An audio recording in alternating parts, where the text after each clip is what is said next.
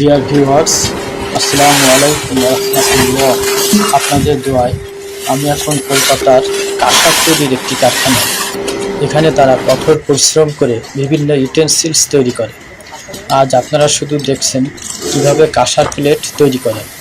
রাসায়নিক বিজ্ঞান মতে কাঁসা ধাতুর অনেক প্রকারের মধ্যে প্রধান 5টি প্রকার হলো জ্বরের সাহায্য, কাঁসা ধাতু মৌখিক জ্বর নিরাময়ে ব্যবহৃত হয়।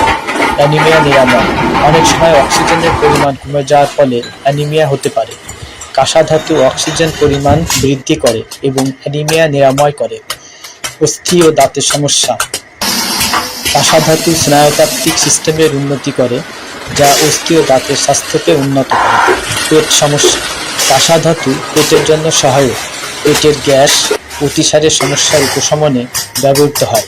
ব্যথা, এটি অ্যান্টিব্যাকটেরিয়াল ও অ্যান্টি ইনফ্লামেটরি গুণের জন্য পরিচিত। ধন্যবাদ।